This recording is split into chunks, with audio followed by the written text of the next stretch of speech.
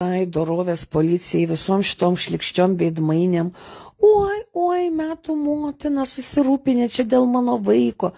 Šlikštynės neatimsit jūs iš mano vaiko, niekada nesvajokit. Mano vaikas pats laimingiausias, nuostabiausias ir pavydėkit, jeigu taip kiekviena augintų mano vaiką, kaip aš auginu savo, Lietuva klestėtų, Lietuva būtų laimingiausia šalis pasaulyje. Neįgelsit man gyvatės, nepasieksit nieko, neapjuodinsit mano atostogų. Jūs galit kiek nori loti, jūs tik parodot savo mentalitetą, savo žemą lygį. Viskas su mano vaikų nuostabu tvarkoj, taksi buvo už kelių žingsnių, aš turiu programėlę, matau kiekvieną savo vaiko žingsnį, net galiu pasiklausyti, ką jisai. Aš už tą programėlę moku pinigus, jeigu jis neturi tokių programėlių, nežino, tai nekalbėkit, tai yra vienas. Mano vaikas yra saugus, sėkmingai grįžo į viešbutį.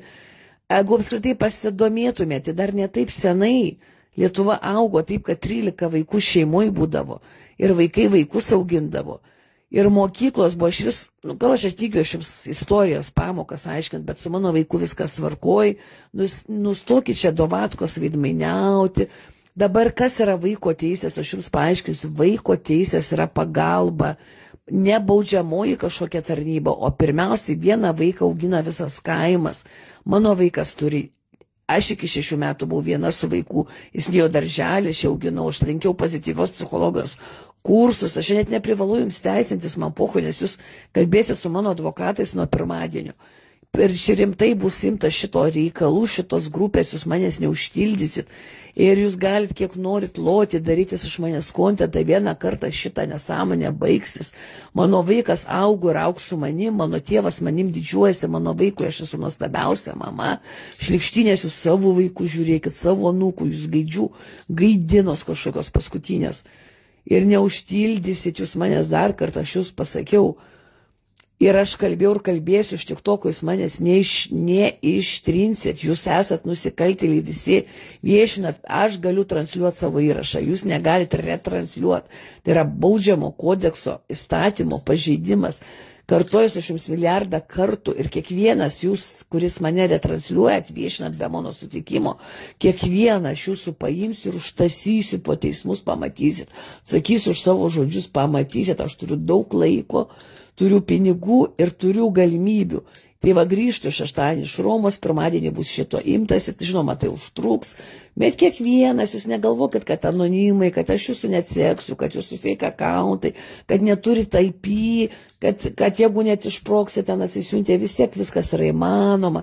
Ir jūs kalbėkit, kabinėkite prie manęs, bus mano tiems kriminalistams bus kuo daugiau medžiagos ir teismams taip pat bus medžiagos. Ir aš nebijau, jūs manęs nesugėdinsit, jūs manęs neužtildysit, jūs iš manęs vaiko netimsite.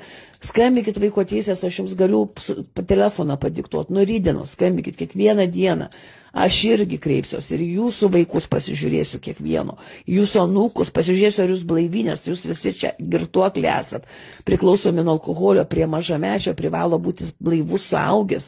Jeigu jūs čia lindit tik Facebook'e ir sekat mano gyvenimą, jūs nebūnat su savo vaikais ir anūkais. Kiekvieną aš išnaršysiu po kaulelį, apie kiekvieną sužinosiu viską, ką reikia ir pažiūrėsim jūsų nuodėmės, jūs katalikai jobani, nežinot pagrindinio principo, neteisk ir nebūsi teisiamas. Žiūrėkit savo gyvenimo ir čia mano vaiko nekabinsit jūs šlikštynės.